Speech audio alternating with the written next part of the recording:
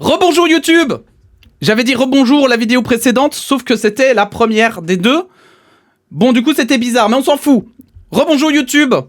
Aujourd'hui, c'est donc Halloween, le thème, hein, l'horreur, l'étrange, le bizarre.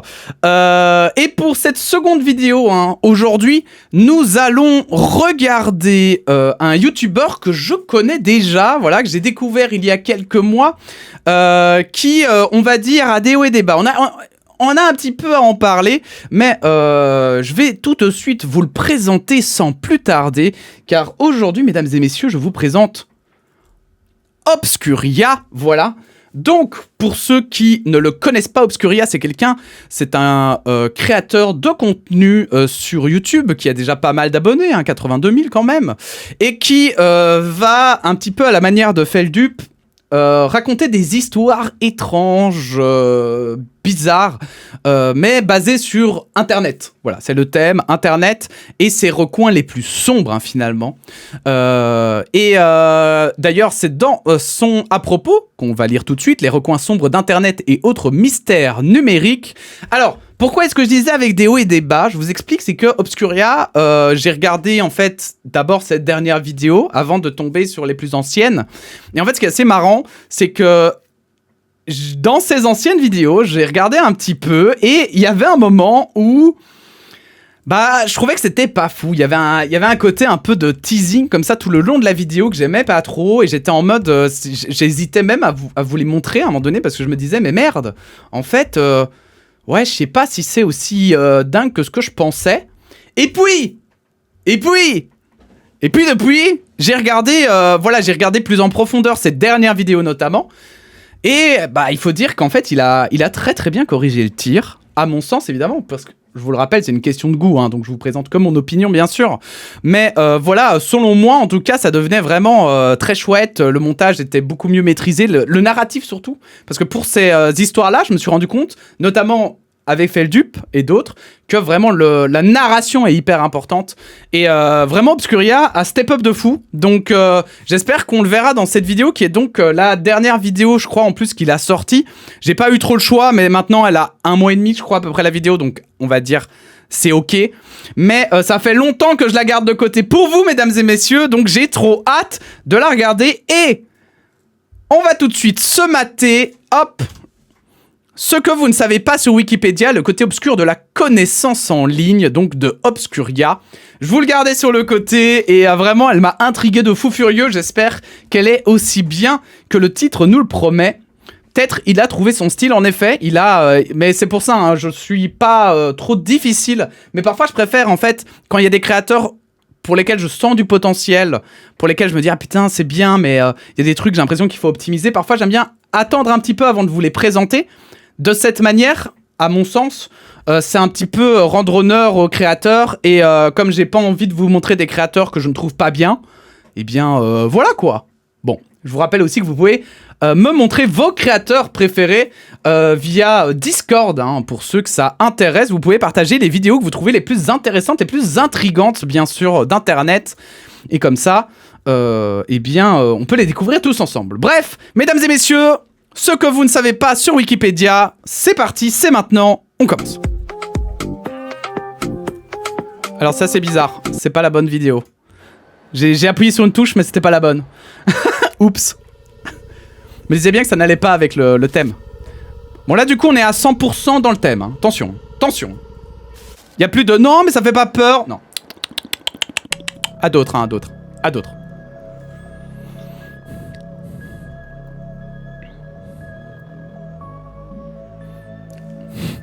Alors juste, non mais ça il faut qu'on en parle, hein. Je suis désolé, hein. Je suis désolé, voilà. Son logo. C'est Golden Moustache.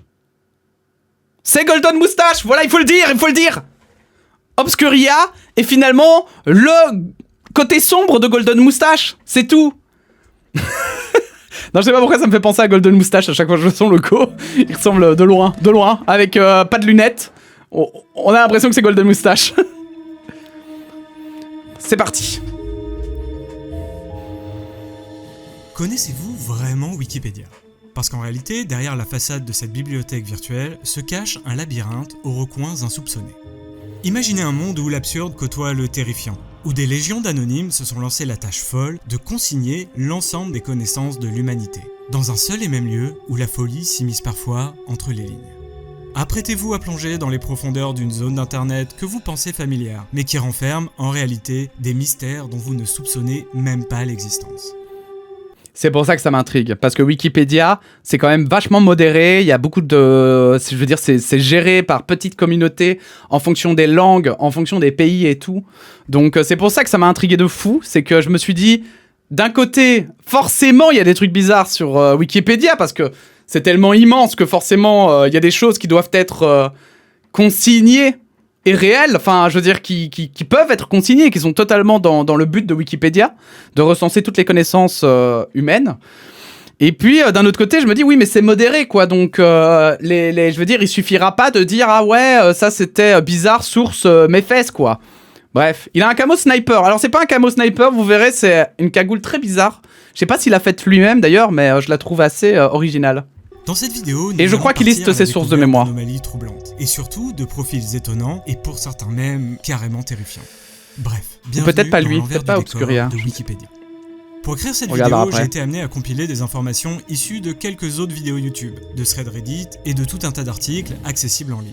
Comme d'habitude, tous les liens sont en description. Ah bah voilà, en fait si, tous les liens sont en description. Donc voilà, c'est vrai que j'aime beaucoup quand les gens mettent leurs sources. Je vous conseille très fortement, si vous faites des vidéos du même style, de mettre vos sources. C'est toujours très pratique, notamment pour vérifier un petit peu la pertinence, etc. Alors, installez-vous confortablement. Et aussi le sérieux parfois du travail. À explorer les dédales obscurs de la connaissance en ligne. Mais attention, ce que vous allez découvrir pourrait bien ébranler certaines... C'est quoi son plancher, là? C'était dégueulasse, ça, je l'ai vu. Faut retaper, ça, monsieur. Car derrière l'écran lumineux se cachent bien souvent des ombres. Oula. Oula. Allez, c'est parti. C'est comme ça que je vois Sly.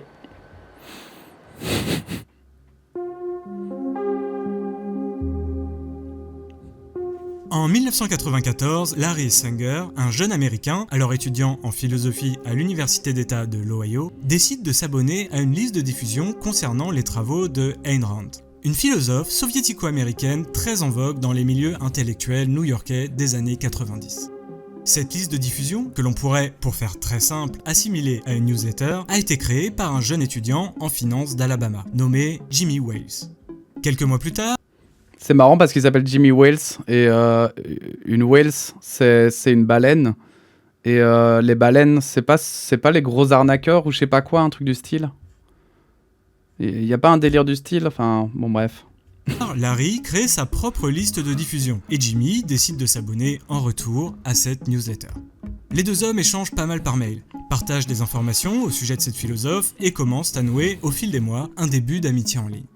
En 1996, Jimmy Wales crée Bomis, un portail d'information sur la ville de Chicago, qui va ensuite élargir petit à petit son contenu. Sur Bomis, on trouve tout un tas de sections traitant de thématiques diverses et variées, mais principalement deux choses. Il va nous raconter l'histoire de Wikipédia, vous croyez? Ou alors c'est déjà la première histoire? Newpedia, une modeste encyclopédie en ligne se présentant comme une alternative gratuite au géant de l'encyclopédie numérique, qu'étaient Encarta et l'Encyclopediae Britannica. Je pense que c'est ça. Et à côté de cette encyclopédie, Bomis proposait également un autre type de service, une sorte de moteur de recherche un peu spécial. Ah bon? Bon, je ne vous apprends rien en vous disant qu'Internet est principalement rempli de photos de femmes sans vêtements. Et ça, Jimmy et ses associés de l'époque l'avaient déjà bien compris. D'ailleurs, sur Bomis, 99% du trafic était entièrement consacré à la recherche de contenu réservé aux adultes. Bref, en 2000, Jimmy propose à Larry... ça rapporte le patriarcat, hein. Ça rapporte, hein. de venir travailler pour Bomis, et plus spécifiquement de devenir l'éditeur en chef de Newpedia, afin d'étoffer ce projet d'encyclopédie en ligne totalement gratuite. Larry décide dès sa prise de fonction de permettre aux utilisateurs de devenir eux-mêmes contributeurs et de proposer des articles sur n'importe quel sujet. Mais si ça va se diviser en deux. Pour soumettre des articles, il fallait impérativement que ces derniers soient approuvés par les autres contributeurs avant d'être publiés. Alors, ça partait d'une très bonne intention à la base, et comme Larry était un universitaire, il lui a semblé logique qu'un tel mécanisme de validation par les pairs soit mis en place. Et en vrai, c'est très très efficace et très puissant, hein. C'est vraiment très puissant parce que on peut dire ce qu'on veut de Wikipédia et moi je me rappelle qu'à l'époque c'était toujours le fameux Wikipédia n'est pas fiable, mais Wikipédia reste une base extrêmement solide pour commencer sur n'importe lequel sujet. Et c'est hyper impressionnant, moi je trouve. C'est vraiment, vous pouvez vous intéresser, même j'invente à la physique nucléaire, et vous n'y connaissez rien. Vous êtes comme moi, complètement casu dans le domaine, mais tapez physique nucléaire, allez sur Wikipédia, vous avez déjà les premières pistes à creuser pour comprendre, connaître, etc., quoi. Donc, non, Wikipédia, exceptionnel, et je pense vraiment que c'est dû à au fait qu'il y ait cette pensée universitaire de validation par les pairs, etc., un petit peu, parce que maintenant on est quand même revenu un petit peu à ça, qui aide beaucoup à avoir une certaine fiabilité quand même. Que c'est pas tout et n'importe quoi, Wikipédia. J'ai abandonné le patriarcat depuis que j'ai compris que ça n'a rien à voir avec les chevaux. Mais ah bon, le problème est que ça prenait du temps. Et qu'1 an après son arrivée chez Bomis, seulement 20 articles avaient été publiés sur Newpedia. Larry s'est donc mis à réfléchir à un système qui allait potentiellement permettre d'accroître grandement le rythme de publication des articles. 20 articles, c'est un peu Pour ça, peut-être. il s'est tourné vers le concept de wiki, créé quelques années auparavant par l'informaticien Ward Cunningham.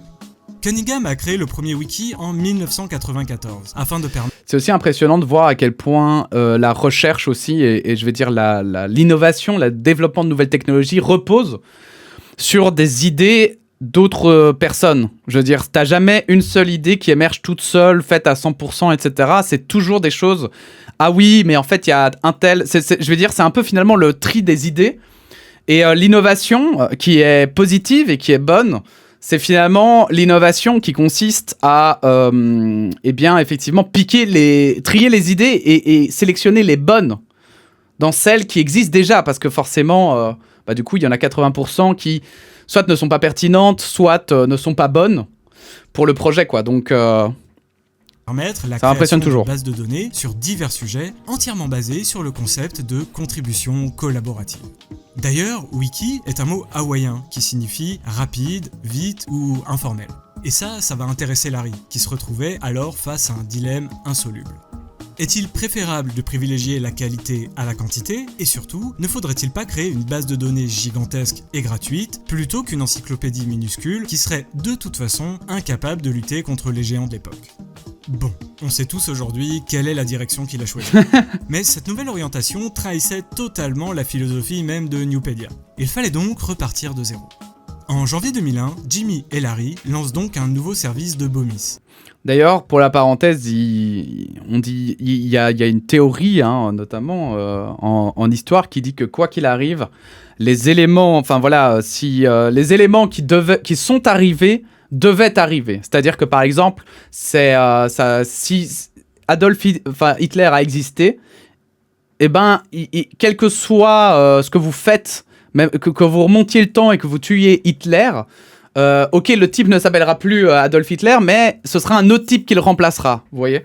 Un autre type qui fera relativement la même chose avec relativement les mêmes impacts, d'accord ?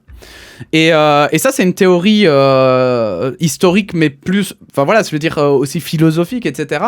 Et je la trouve vraiment intéressante, parce que moi, je n'ai pas d'avis là-dessus, je ne sais pas du tout quoi en penser, comme toutes les théories, en fait, c'est intéressant, mais on ne saura probablement jamais.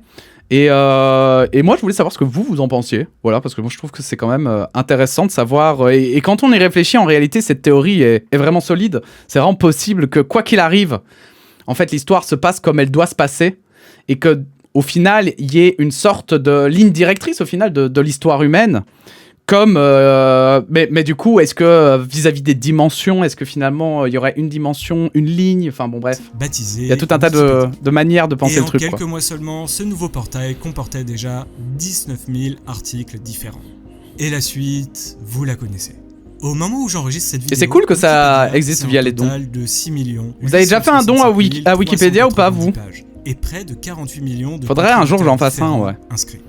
La version francophone de Wikipédia représente actuellement plus de 2 600 000 pages. Oh là là. D'ailleurs, la version française a été lancée le 23 mars 2001, soit 3 mois seulement après la création de la plateforme. La Commu FR RPZ, évidemment, on est tous sales. Et est donc, historiquement, la première version non anglophone à avoir été créée. Et depuis 2001, Wikipédia est resté fidèle à son essence première. Tout le monde peut créer, modifier ou même demander la suppression d'une page. Sur un wiki, il n'y a pas de chef, pas d'autorité ayant le dernier mot. Il n'y a qu'une communauté et quelques règles. Alors évidemment, les règles liées à la contribution à la plateforme ont énormément évolué depuis sa création. Et on verra dans la suite de cette vidéo que, comme partout sur internet, les règles sont faites pour être contournées. Après, elles ont évolué, mais je trouve qu'elles ont évolué dans le bon sens, personnellement. De ce que j'ai entendu, hein. Alors attention, je suis pas un professionnel de Wikipédia, mais j'ai vraiment l'impression qu'ils ont fait en sorte vraiment de... Parce que c'est quand même assez impressionnant qu'un site open source comme ça puisse subsister aussi longtemps. C'est un peu comme OBS qui, pour moi, voilà, c'est un programme fantastique. Grâce à lui, on peut streamer, etc. Mais en réalité, il y a quand même le côté de... Enfin, je vais dire, c'est quand même impressionnant de savoir qu'il y a des gens qui bénévolement travaillent là-dessus. C'est vraiment... Enfin, je sais pas, ça me fout toujours sur les fesses. Hein.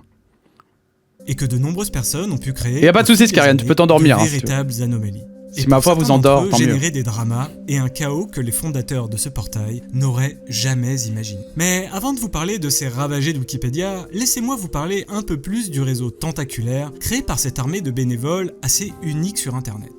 Ça ressemble à des galaxies. S'il y a bien quelque chose qui est fascinant avec cette communauté, c'est qu'elle a réussi à prouver qu'à l'instar des programmeurs open source ou même des builders Minecraft, il est possible de créer de grandes choses sans aucune perspective de profit. Juste avec du temps libre. Le paradis du capitalisme, des gens qui travaillent gratos. Bon, est-ce que vous savez ce qu'est un speedrun ?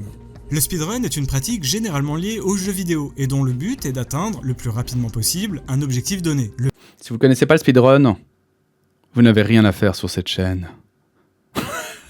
Non, mais je vous conseille très fortement de le découvrir. Souvent, eh bien, il y a des gens qui font il faille mais. Les joueurs commencent sur une page de départ et choisissent, aléatoirement ou non, une page d'arrivée. Quoi ? Le but est très simple. Partir de la page de départ jusqu'à celle d'arrivée, et ça le plus rapidement possible. Simplement, incroyable, sur les liens en bleu. Mais il faut que je fasse ça. Prenons un exemple.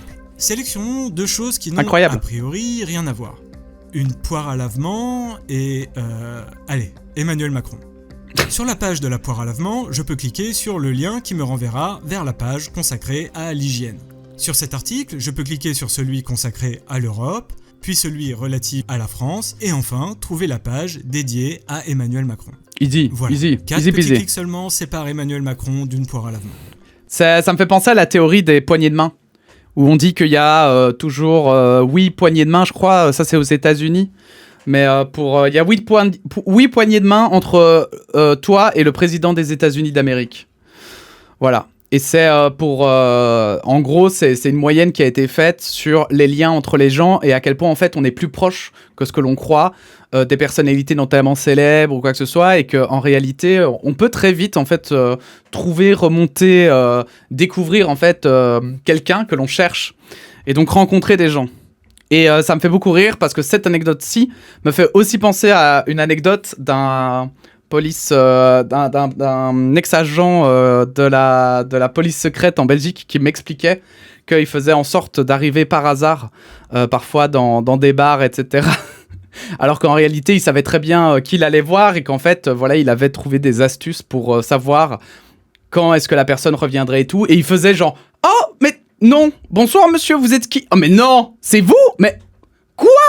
Et donc voilà. Et donc comme quoi, il m'expliquait que c'était à quel point c'était facile de rentrer vraiment en contact et de rencontrer les gens que tu voulais. Et ça, c'était avant, je vais dire, même l'essor d'Internet, quoi. On parle ici de degrés de séparation.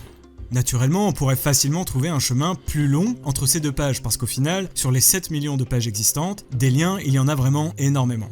D'ailleurs, je suppose que vous avez déjà toutes et tous essayé de cliquer sur la catégorie « Article au hasard », accessible depuis la page d'accueil. J'ai dû le faire une fois sans deck. En faisant ça, vous serez propulsé sur une page totalement aléatoire. Ok, mais qu'est-ce qu'il se passe si vous décidez ensuite de cliquer sur le premier lien de la page sur laquelle vous venez d'atterrir et que vous répétez l'opération encore et encore ? Eh bien, vous aurez 97% de chance de tomber sur la page consacrée à la philosophie, qui semble être le nœud des Wikipédia anglophones et francophones.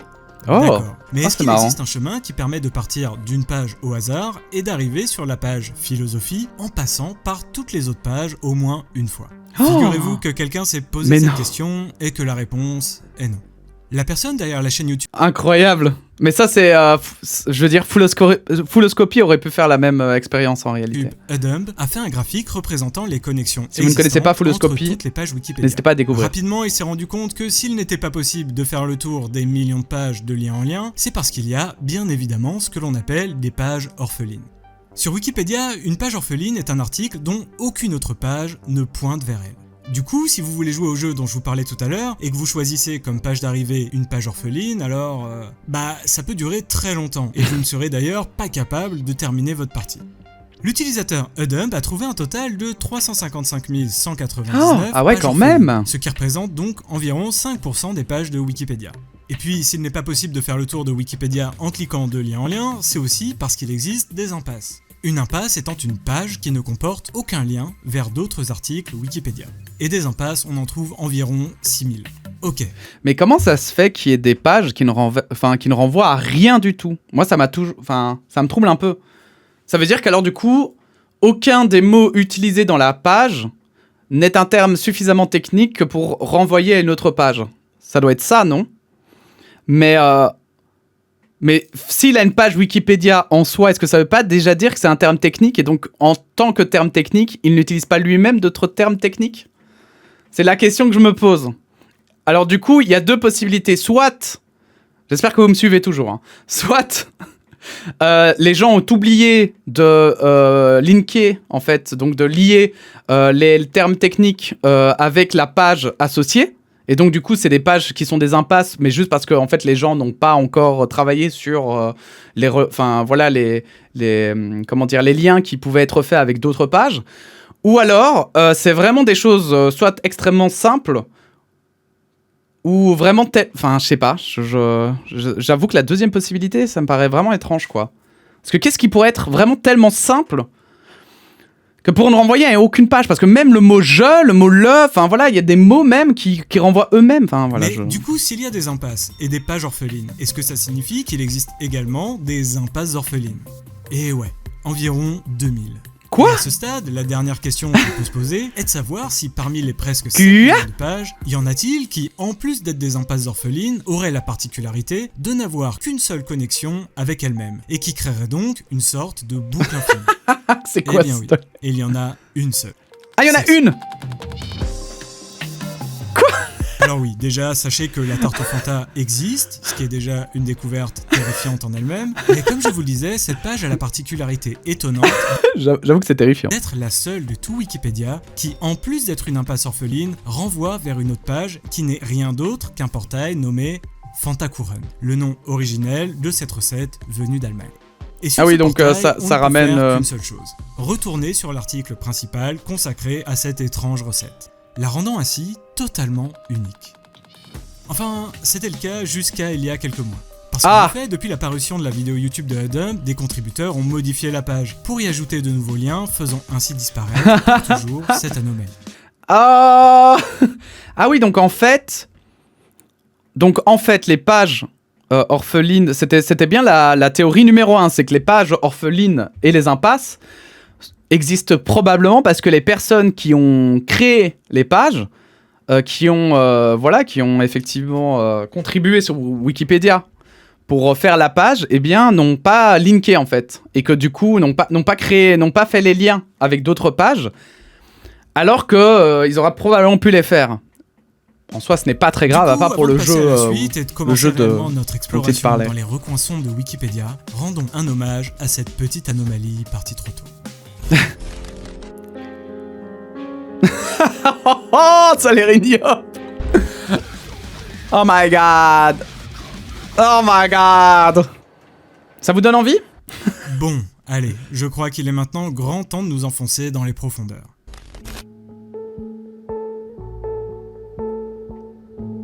Comme on vient de le voir, la quasi-intégralité de ce qui existe et de ce qui a existé se trouve forcément quelque part sur Wikipédia. C'est une sorte de gigantesque chaos aléatoire parfaitement organisé. Vous pouvez passer d'une page traitant d'un sujet d'une banalité affligeante à des choses dont vous n'auriez jamais soupçonné l'existence. Et bien souvent, vous pouvez passer en quelques clics seulement d'une page présentant une chose totalement inoffensive à l'horreur la plus absolue. Regardez. Vous voulez vous renseigner sur... Mais en fait, je remarque que du coup, moi, c'est vrai que je fais très rarement. En fait, quand je vais chercher un truc sur Wikipédia, je m'arrête souvent à la 2e page. Donc, je peux cliquer sur des termes que je connais pas ou des choses comme ça, des concepts et tout. Mais une fois que j'aurai ouvert la page, je vais m'arrêter à la page qui aura été ouverte, quoi. Et là, s'il y a d'autres termes et tout, je vais avoir la flemme, quoi. Et ça, du coup, je me dis, mais je devrais beaucoup... Enfin, en vrai, il y a des moments où je m'ennuie ou quoi, et ça pourrait être super cool, en fait, de passer comme ça d'une page à l'autre sur Wikipédia. Taylor Swift. Tu dois apprendre plein de trucs. Et vous tombez sur un lien sur lequel votre curiosité va vous pousser à cliquer. Et en 3 clics seulement, vous vous retrouvez là. Ouais, il y a bel et bien une page consacrée aux pieds humains retrouvés dans la mer des Salish entre le Canada et les États-Unis. Quoi? Regardons ça ensemble. On est en août 2007. Un Canadien, âgé d'une 20aine d'années, promène son chien sur la côte. Il fait beau et, comme bien souvent, la plage est déserte. Sur le sable, des bâtons, des coquillages et quelques déchets ayant été régurgités par la mer. L'homme et son chien profitent des grandes étendues qui s'offrent à eux. Et a priori, rien n'était susceptible de troubler ce moment de sérénité en pleine nature. Jusqu'au moment où le chien du promeneur s'arrête subitement et commence à aboyer. L'animal refuse d'avancer et semble obnubilé par un de ses déchets. Son maître le rejoint et voit son chien en train de fixer une chaussure. Mais en prêtant attention à la découverte de son compagnon, il remarque que dans la chaussure, il y a un pied humain. Ah, le jeune homme décide d'alerter les autorités qui ça doit être horrible. Étrange découverte et ouvre donc une enquête. 6 jours plus tard, le 26 août 2007, la police canadienne reçoit un nouvel appel. Un autre pied dans une chaussure vient d'être retrouvé. Sauf que cette fois-ci, il s'agissait d'une nouvelle chaussure. Quelques mois plus tard, pareil, un autre promeneur vient de tomber nez à nez avec un autre pied. Les semaines passent et les appels constatant d'étranges trouvailles de la même nature commencent à se multiplier. En fait, c'est hyper étrange parce que... En fait, ça ne peut provenir quasiment que de cadavres. Quasiment. Parce que sinon, on retrouverait des gens... Je veux dire, même en appelant les hôpitaux de la région et tout, tu peux savoir s'il y a des gens qui sont venus pour amputation du pied. Et enfin, il y a tout un moyen. Là, le fait est que du coup, ça veut dire que personne n'est sorti de l'ordinaire. Et parce que ça se voit, quelqu'un à qui il manque le pied, quoi, du jour au lendemain, je veux dire. Donc je veux dire, c'est même pas genre juste une mafia qui, voilà, punit les gens en leur coupant le pied. Ce qui serait en plus débile, parce que vraiment, c'est le meilleur moyen de se faire trouver. Donc là, c'est bizarre. D'août 2007 à juillet 2023, 24 pieds humains différents dans des chaussures ont été retrouvés sur les côtes de la plage des Salish. Bon, ce genre de découverte est toujours préoccupante. Mais ça l'est encore plus quand on sait que le reste des corps n'ont jamais été retrouvés. Et surtout qu'avant 2007, jamais aucun pied n'avait été retrouvé de la sorte, que ce soit sur ces côtes ou de manière plus générale dans le monde. Pire que ça. Des médecins légistes ont été amenés à se pencher sur cet étrange phénomène, et ils sont tous formels. Normalement, les pieds ne sont pas supposés flotter. Pour les scientifiques, ces macabres découvertes ont tout d'une anomalie. D'ailleurs, à ce jour, il s'agit là d'un mystère toujours irrésolu. Donc ce serait peut-être volontairement... Mais non, parce que elles sont venues de la mer, puisqu'apparemment elles sont pleines d'algues et tout. Oh, c'est hyper bizarre. Ah ouais, j'avoue, c'est hyper bizarre. Puisqu'aucune explication solide n'a jamais été vraiment... Ah là, on sent plus l'Halloween, hein. La seule chose que l'on a, ce sont des théories. Un tueur en série sévissait-il dans la région? Si c'est le cas, eh bien, l'individu en question n'a jamais été retrouvé. Est-ce que ces restes pourraient provenir du crash d'un avion survenu dans la mer quelques mois avant la première découverte? D'après les analyses, non. Les pieds ne matchent pas avec les profils des individus ayant perdu la vie dans cet accident aérien. Est-ce que donc ces il y en avait eu un. pu appartenir aux victimes du tsunami de 2004 ayant eu lieu dans l'océan Indien? Des courants marins susceptibles de transporter ces chaussures jusqu'à la mer des Salish existent bel et bien, mais il est très peu probable qu'autant de pieds aient pu atteindre cette destination. Oui, et puis c'était 2004, là c'est 2007. C'est 3 ans après quand même, quoi. Normalement, je sais pas, il devrait plus rien rester de pieds dans la chaussure. Personne n'a la moindre idée de pourquoi... Ah, c'est intriguant. J'aime bien ça, j'aime bien. ...sur les plages de la mer des Salish. Faisant de ce phénomène étrange une énigme dont le mystère ne sera certainement jamais percé à jour. Et ils ont pas pensé aux oiseaux d'ailleurs? C'est peut-être des oiseaux qui ont été mettre ça là sur la plage en réalité, qui ont joué avec la chaussure et tout, puisque ça peut pas flotter. C'est bizarre, non? Ouais, je sais pas, moi j'aimais des théories, hein. Après... C'était un peu glauque, désolé. Changeons-nous un peu les idées et allons voir quelque chose de plus safe. Voilà, on est bien là. On est en sécurité ici. Sur cette page, peu de chances de tomber sur quelque chose de vraiment perturbant. Ah. Eh merde. C'est quoi ça? Tomorrow's Pioneers, ou Les Pionniers de demain en français, est un programme télévisé. Ah mais oui, je connais parce que on avait fait le jeu qui faisait référence à Walt Disney justement. Et c'était quoi encore le jeu avec un film et tout Bon, si Sly est encore là, il nous mettra probablement le nom du jeu dans lequel on doit s'échapper et tout, qui était super chouette. À destination des enfants, diffusé du 13 avril 2007 au 16 octobre Arcadia Bay, je crois, non? C'était pas ça? Une chaîne du Moyen-Orient. Un truc comme ça. Alors, le contenu de cette émission pour Arcadia enfants quelque chose. est tellement hardcore que je ne vais malheureusement pas pouvoir m'étaler trop dessus. Sur YouTube, il y a beaucoup trop de sujets qu'on ne peut pas aborder, et ce programme pour enfants centralise à peu près tout ce dont on ne peut pas parler. Quoi? Mais comment ça? Vraiment. Ah oui? Si vous voulez en apprendre davantage sur le sujet, je mettrai tous les liens en description pour que vous puissiez aller voir de quoi il s'agit par vous-même. Ce que je peux simplement vous dire, c'est que ce programme, destiné aux enfants de 9 à 13 ans, met en scène Farfour, une contrefaçon de Mickey Mouse qui s'attache à déployer, sur un ton enfantin, une propagande très violente à l'égard de l'Occident et de ses alliés. D'ailleurs, dans la cinquième émission, Farfour se fait éliminer assez violemment à l'écran. Et ça, sous le regard des jeunes téléspectateurs de l'époque. Farfour se fait ensuite remplacer par Naoul, une parodie excessivement badante de Maya l'abeille, qui fait lui aussi tout un tas de dingueries que je ne peux même pas vous décrire ici. Genre, vraiment. Pour vous donner une petite idée, il y a certaines séquences mettant en scène des actes graves de maltraitance animale qui sont réellement insoutenables. Une fois de plus, le tout dans un programme destiné aux enfants âgés d'une dizaine d'années. Mais qui a eu l'idée de faire ça? C'est impossible. Il y a des mecs... Je sais pas, hein, ils ont complètement perdu pied, hein. Et comme pour Farfour, Naoul perd la vie au sein d'un épisode diffusé en février 2008. Vient ensuite Assoud, qui succédera à son frère Naoul. J'ai déjà vu son design Assoud, à lui. Le lapin rose est certainement le personnage le plus hardcore de tous. Alors, je suis bien conscient que tout ça ressemble énormément à une fiction, à une sorte de faux programme creepy pour enfants, comme on peut en voir un peu partout. Ouais, une sorte d'ARG comme ça, ouais. Mais non, je vous assure que tout ceci est bien réel. Si vous avez l'estomac bien accroché et que vous vous sentez en mesure de pouvoir encaisser toutes ces horreurs, allez jeter un œil au lien en description. Mais alors du coup, il m'intrigue de fou, je me demande vraiment... Qu'est-ce qu'il en retourne? What the fork? Bon, quittons cette page abominable et allons voir un article tout aussi surréaliste. Mais surtout quel pays a fait ça?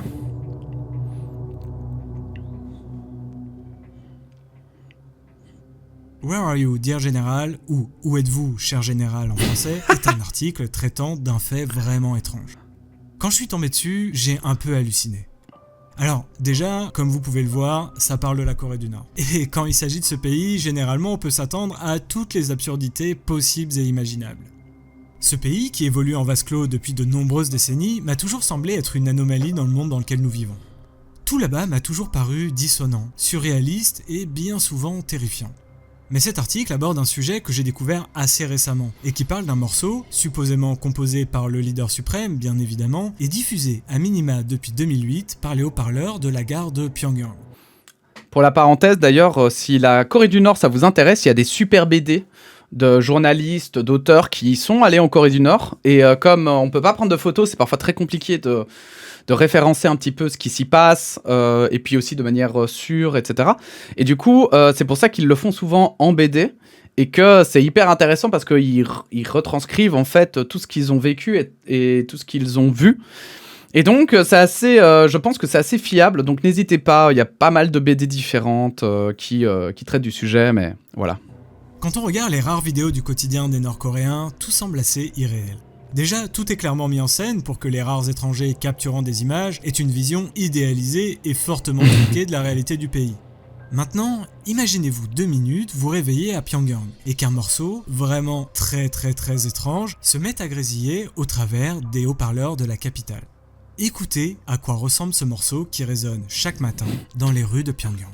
Alors apprêtez-vous au pire. Parce que généralement, ce qui est produit en Corée du Nord, culturellement, c'est dramatiquement mauvais. Hein. Vraiment, puisque du coup, ils ne veulent prendre d'influence de quasiment rien, ni personne. On a des techniques aujourd'hui quand même de réalisation, de narration.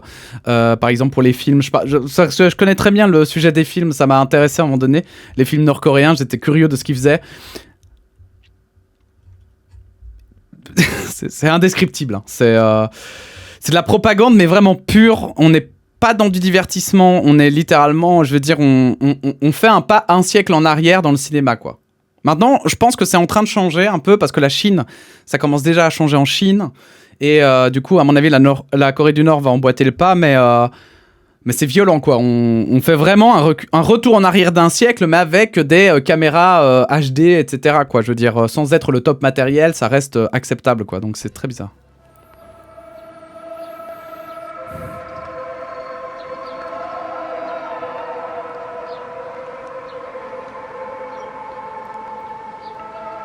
Bon, l'avantage, c'est que je risque pas d'être DMCA, hein. A priori. DMCA par la Corée du Nord.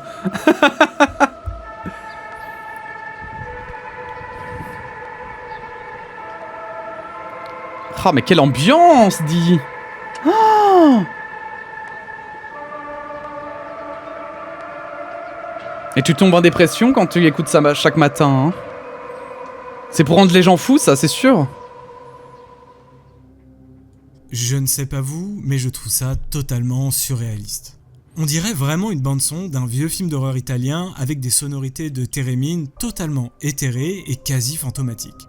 Déjà que pour les Nord-Coréens, la vie doit ressembler à un véritable enfer, je trouve que le fait de leur imposer tous les matins une OST aussi badante donne vraiment à Pyongyang une ambiance vraiment terrifiante.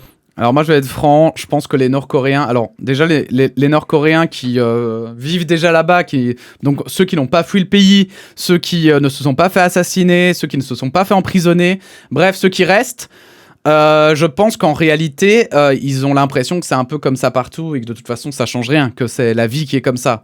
C'est un peu comme beaucoup de gens qui vivent dans des dictatures depuis très longtemps, et à un moment donné en fait il y a de la capitulation derrière. Et c'est un peu comme aussi les gueux au Moyen-Âge, hein. Nous, au Moyen-Âge, finalement. Au Moyen-Âge, les gens en avaient un peu rien à foutre de ce qui se passait avec le seigneur, enfin, entre les seigneurs, etc. Eux, ils s'occupaient de leurs champs et tout. Et ici, bon, la Corée du Nord, tu peux pas faire tout ce que tu veux, évidemment. C'est quand même beaucoup plus restreint que pendant le Moyen-Âge dans nos contrées, mais il y a ce côté un petit peu de bon, ben voilà, les grands chefs font ce qu'ils veulent, et puis nous, voilà, on suit leurs règles, et tant qu'on suit les règles, c'est ok, quoi. Et donc, je suis pas sûr qu'ils soient vraiment Enfin, voilà, je veux dire, pour eux, à mon avis, ça doit... Enfin, voilà, c'est pas ils sont pas forcément malheureux, quoi. Et concernant la musique, faut pas oublier que nous, on a une influence culturelle aussi, évidemment, qui n'est pas du tout la même. Donc, pour eux, ça peut sonner totalement différemment que pour nous. Pour eux, si ça se trouve, c'est pas du tout badant. Même si j'avoue que j'ai des doutes, hein. J'avoue que là, quand même... Bon... L'extrait que je vous ai diffusé provient d'un enregistrement de terrain, parce que je trouvais plus intéressant de vous faire écouter ce que les habitants entendaient réellement. Mais il est possible de trouver des versions plus propres de ce morceau en ligne. D'ailleurs, vous trouverez un lien pour l'écouter en description. Ah, merci, et je vous invite merci. très sérieusement à vous le lancer à la fin de la vidéo, pour que vous puissiez pleinement prendre conscience de l'étrangeté absolue du sound design de ce régime autoritaire totalement coupé du monde. La Corée du Nord, Bref, un pays de fous. Des articles abordant des thématiques étranges et dérangeantes, il y en a des tonnes et des tonnes sur Wikipédia. Et si jamais vous voulez que je fasse un jour un iceberg dédié aux pires pages Wikipédia, n'hésitez pas à me le dire en commentaire. Mais là, j'ai envie de vous parler de certains contributeurs qui ont su utiliser les règles de la plateforme pour faire ce qu'ils souhaitaient et bien évidemment générer du chaos. Ouais, je crois qu'il est grand temps maintenant de partir à la rencontre des pires vandales de Wikipédia. Ah, j'ai hâte. Parce qu'il faut savoir qu'il y a des batailles parfois sur Wikipédia. Je sais qu'il y en a eu en France sur des députés qui avaient essayé de masquer des controverses sur eux-mêmes en supprimant ça de leur page Wikipédia qui était après remise et puis après effacée. Enfin, et donc du coup les modérateurs de Wikipédia devaient intervenir. Enfin, c'était la folie. Et je sais qu'il y a eu aussi ça en Belgique, je pense. Par leur nature même, les pages Wikipédia sont modifiables par n'importe qui. Aucune page n'a de chef ou de modérateur officiel en charge de vérifier les éléments ajoutés à un article. Naturellement, cette absence de contrôle d'une autorité supérieure permet une liberté totale et des mécanismes de censure assez difficiles à mettre en place, laissant ainsi le champ libre aux utilisateurs désireux de générer du chaos. Et en parlant de ça permet aussi d'avoir n'importe quelle connaissance. Sur Wikipédia, un fauné est une personne utilisant différents comptes dans le but de vandaliser des articles ou de harceler d'autres contributeurs. Grâce à leurs plusieurs comptes, ces utilisateurs malveillants peuvent simuler une sorte de fausse démocratie, afin de valider massivement les modifications qu'ils apportent eux-mêmes aux pages. Oh, les tricheurs! Si l'individu possède 20 comptes différents, il pourra, grâce à l'un de ses profils, modifier un article et faire valider cette modification par les 19 autres en créant un faux consensus. Et vous l'aurez compris, c'est de ce type de vandale dont on va parler ce soir. Eh purée, faut être motivé et avoir beaucoup de temps à perdre pour vouloir vandaliser Wikipédia. Enfin, je veux dire, quand t'es le premier et que tu veux le faire juste une fois, ok, mais je suis sûr qu'il y en a qui font ça toute la journée, quoi. Commençons en douceur avec quelques-uns de ces disséminateurs de chaos plutôt inoffensifs, mais particulièrement bizarres quand même.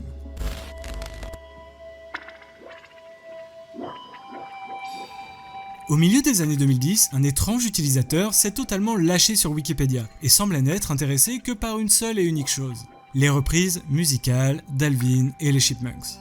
Alors, Alvin et les Chipmunks est un groupe de musique fictif créé aux États-Unis en 1958.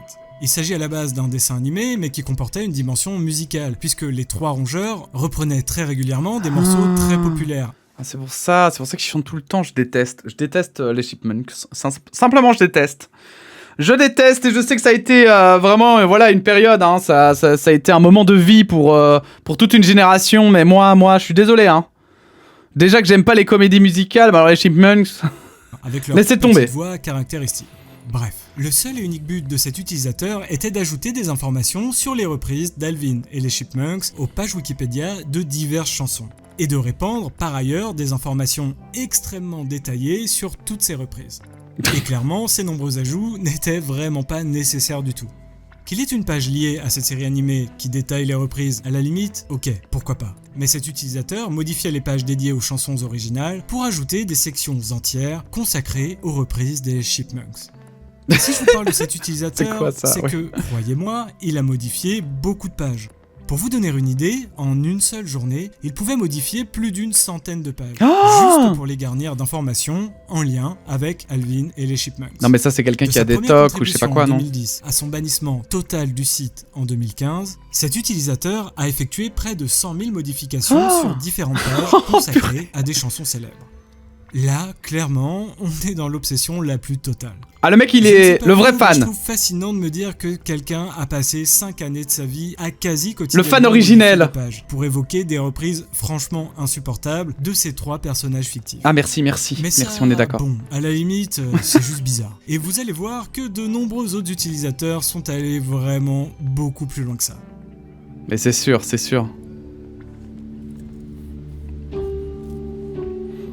On est en juillet 2022, et un adolescent de 15 ans, nommé Adam, navigue sur un forum Reddit consacré aux modifications rigolotes trouvées sur Wikipédia. Sur cette section du site, on trouve des articles modifiés par des vandales, selon lesquels Barack Obama serait un mannequin, que l'Australie aurait comme Premier ministre un gamin de 12 ans, ou encore que les voitures auraient en réalité leur propre langage pour communiquer entre eux. Ah, ça c'est drôle. Mais en fait, voilà, il y a le vandalisme rigolo.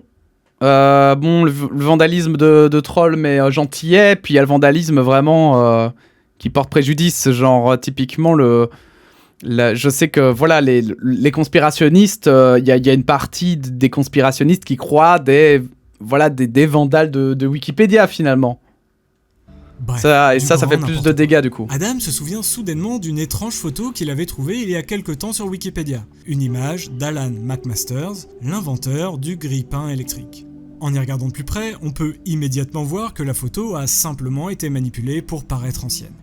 Clairement, la déchirure semble trop parfaite pour être réelle.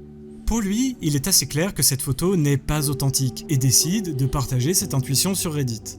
Les jours passent et le débat sur l'image d'Alan McMasters finit par atterrir sur le forum de Wikipédiocratie, qui est un site sur lequel les utilisateurs peuvent discuter et critiquer le contenu de l'encyclopédie en ligne. Il existe vraiment tout et n'importe quoi sur internet, c'est quand même une dinguerie quand même. C'est un truc de fou. Il y a donc des gars qui ont créé un forum pour parler de Wikipédia, quoi. C'est une dinguerie quand même, c'est fou. Assez naturellement, Et ça doit être les passionnant, par contributeurs récurrents de Wikipédia Ça doit être qui passionnant. fréquentent ce site décident de s'emparer de l'affaire. Ils discutent de l'authenticité de la photo et passent au peigne fin la page consacrée à cet étrange Ah, les enquêteurs de L'un des Wikipédia. contributeurs décide de vérifier les métadonnées de l'image et détecte alors qu'elle a en fait été modifiée avec Photoshop CS5 sur un Mac. Ça y est, c'est officiel, cette photo n'est pas authentique. Mais en réalité, il n'y a pas que la photo qui est fausse. McMasters n'a tout simplement jamais existé. Alors, en fait, si. Alan McMasters existe bel et bien. Il est ingénieur en aérospatial et en 2012, alors qu'il suit un cours de méthodologie de recherche, il entend de la bouche d'un de ses professeurs que « Vous devez faire attention à ne pas utiliser Wikipédia comme source d'information, car on ne sait jamais qui pourrait se déclarer inventeur du grille-pain. » C'est après avoir entendu ça qu'Alan passe d'étudiant lambda à inventeur officiel du grille-pain. Non, c'est rigolo, c'est rigolo. Alors bon, ça peut paraître assez anodin dit comme ça. Alan n'était absolument pas le premier à modifier une page Wikipédia. Ah mais oui, pour mais il a faire tronqué une- tout le monde. Sauf que là où ça va devenir intéressant, c'est qu'Alan restera sur Wikipédia comme étant l'inventeur du grille-pain pendant plus de 10 ans. Et vous allez voir que contre toute attente, ce petit acte de vandalisme va prendre un tournant assez Oh inattendu. la folie! Quelques mois après la modification d'Alan, au milieu de l'année 2012, le tabloïd britannique, The Daily Mirror, décide de consacrer un numéro spécial sur les innovations technologiques ayant bouleversé le quotidien des citoyens britanniques. Et c'est pour ça que, voilà, Wikipédia, c'est un outil fantastique. Mais il ne sert que de base. Ne vous fiez pas à Wikipédia, jamais. Il ne sert que de base. Et c'est là aussi où on en apprend beaucoup sur la fiabilité des sources. Hein, et sur la formation des journalistes. Les toasts sont quelque chose d'assez important. Suffisamment important pour figurer en bonne place dans cet article. Et là où Alex avait été très fort, c'est qu'en plus d'avoir créé un inventeur fictif portant son nom, il avait, en plus, créé toute une histoire rocambolesque autour de ce personnage. Sur la page Wikipédia qu'il avait créée, il avait précisé qu'Alan McMasters avait eu l'idée du grille-pain alors qu'il était totalement ivre, que son premier prototype avait causé la mort d'une jeune femme et tout un tas d'autres anecdotes farfelues. Pour la presse anglaise, Il voulait voir c'était jusqu'où ça du passait. pain béni. Naturellement, comme tout article Wikipédia décent a besoin d'une photo, Alex a décidé d'aller chez le coiffeur pour se faire une coupe de cheveux un peu rétro. Il s'est pris en photo, Oh, c'est un coup de drôle. Photoshop, C'est trop et drôle. voilà, c'était réglé. D'ailleurs, quand on regarde la photo, il semble assez évident que ça ne peut pas être une photo d'époque, mais c'est passé. Et au cours des années suivantes, de nombreux sites web reprennent l'histoire d'Alan McMasters. Je vais vous dire un truc. Vous allez me dire si je suis fou, mais j'ai l'impression que dans sa photo, en fait, le bas de la photo est cramé parce que comme il est l'inventeur du toaster, il y a sa photo qui est passée dans un toaster, quoi. Ça me fait vraiment penser à ça. Plusieurs médias propagent cette Je fausse information. me demande y s'il n'a pas compris pensé la à ça BBC comme ça. Et le Washington Times. Des écoliers font des exposés sur lui. Des musées et des livres le créditent officiellement comme l'inventeur du grille-pain, Mais non. etc. Mais ça ne s'est pas arrêté là.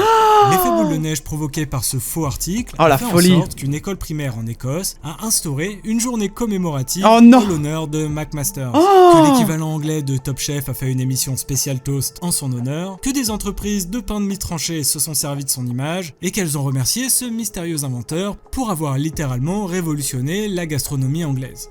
Mais ça n'est que 6 ans après la création de sa page que la catastrophe a Aïe, été aïe, aïe. évitée de justesse. En 2018, la Banque d'Angleterre décide d'actualiser l'esthétique de ses billets de banque.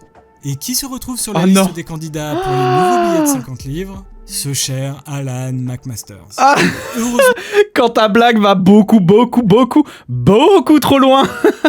Heureusement, ce n'est pas ce personnage qui a été retenu, mais l'informaticien Alan Turing. Ce qui est assez normal au passage, parce que, bon, ok, les grippins, c'est cool, mais les travaux de Turing ont, à mon avis, eu un impact plus important dans le monde. La folie. Bref, à peu de choses près, les Anglais ont failli avoir la tronche d'Alan sur les billets de banque. Et ça aurait été très certainement la plus grande victoire jamais remportée par un troll. En juillet 2022, Oui, et puis surtout de manière involontaire. Parce que du coup, il l'avait vraiment fait. Je suis sûr que le type, il avait même oublié qu'il avait changé cette page. C'était une anecdote qu'il partageait avec ses potos en mode ouais, moi j'ai fait ça, vous avez vu, c'est marrant. Puis c'était tout, quoi. Mais aussi, c'est comme ça aussi qu'on voit la déformation d'ailleurs d'une information avec le temps. Et c'est ça que les historiens essayent d'éviter. C'est pour ça que les sources en histoire sont hyper importantes à être recoupées. Parce que ce genre de choses, ça arrive hyper fréquemment. Des gens qui disent « Ah ben en fait c'est moi qui ai fait ça » et puis en fait c'est pas eux. Des gens qui rapportent parfois, qui disent « Ah ben oui, tout le monde dit que c'est lui qui a fait ça » et en fait pas du tout, en fait c'était un autre, mais tout le monde disait ça et donc du coup bah c'était devenu, ben voilà, c'était rentré dans l'histoire quoi. Et donc voilà, c'est pour ça que les historiens existent, hein, c'est pour éviter ce genre de farandole.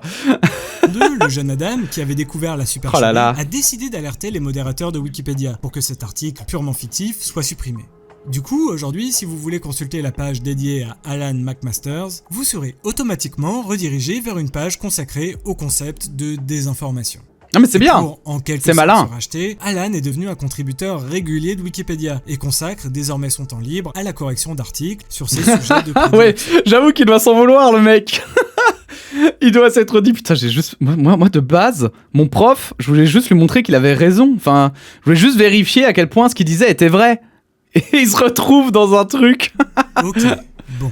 Et si je vous disais maintenant qu'en faisant mes recherches, j'étais tombé sur un utilisateur qui avait consacré de nombreuses années de son existence à bâtir une œuvre profondément absurde sur Wikipédia. Un utilisateur qui allait reléguer la plaisanterie d'Alan au rang de simple anecdote. Explorons ce nouveau cas ensemble.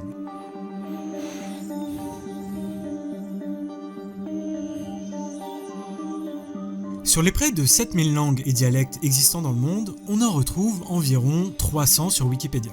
Il y a d'ailleurs une page qui recense les articles traduits dans le 300, plus grand beaucoup, nombre de langues différentes. Il y a combien de... On retrouve en première place l'article sur la Turquie, disponible en 324 langues différentes. Un truc de fou, ça. On se rend compte que cette liste la Belgique majoritairement des articles consacrés à des pays. La Belgique, elle est où la Belgique?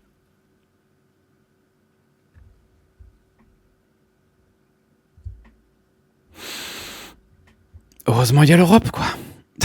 Enfin, pas vraiment, parce que quand on regarde attentivement, on remarque qu'un certain David Woodard, chef d'orchestre et écrivain américain, a sa page traduite en 318 langues différentes. Et que Corbin Bleu, enfin je ne sais pas vraiment comment ça se prononce, qui est visiblement un acteur de la série de films High School Musical, a sa page traduite en 212 langues. D'accord. Bon, je ne sais pas vraiment pourquoi leur page mais sont David Woodard, c'est plus bizarre. de langues que celles de Napoléon, Beethoven ou Jules César, mais je suppose que ces deux personnalités doivent avoir quelques fans vraiment très dévoués et avec énormément de temps libre. Bref, ce n'est pas de ça dont j'ai envie de vous parler. Parmi toutes ces langues, on va s'intéresser au scots, une langue germanique parlée en Écosse et en Irlande du Nord, assez proche de l'anglais. On estime qu'il y a environ 1 500 000 locuteurs à travers le monde. Et petit fait étonnant, les universitaires ont officiellement enregistré 421 mots pour la neige dans la langue scots. Waouh. Et pour l'anecdote, pour vous représenter un peu, 1,5 million de personnes, c'est la taille, c'est le nombre d'habitants à Bruxelles. Je crois qu'on est en train de frôler les 2 millions bientôt, je crois. Et donc, mais bien bon, plus que les Esquimaux et les Inuits, auxquels on attribue des dizaines de mots tout au plus pour désigner la neige. Et puisqu'il y a plus d'1 million de locuteurs, il semble assez logique que de nombreuses pages aient été traduites dans cette langue. Les premières pages en scots sont apparues en 2005, et on estime aujourd'hui qu'il y a environ 27 000 articles sur Wikipédia dans ce langage. Ce qui en fait au passage la plus grosse base de données disponible en ligne en scots. Et c'est incroyable, il y a un ça. assez intéressant au sujet de cette version de Wikipédia. Toutes ces pages ont été rédigées par un seul et unique utilisateur, dénommé AG.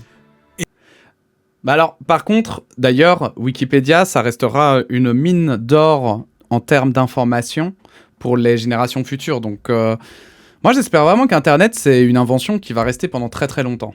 Enfin, je veux dire dans le sens qui survivra vraiment très longtemps et qu'on trouvera un moyen de le faire persister dans le temps. Parce que vraiment, je pense que c'est une base d'information exceptionnelle pour comprendre le monde qui nous entoure ainsi que le futur et le passé.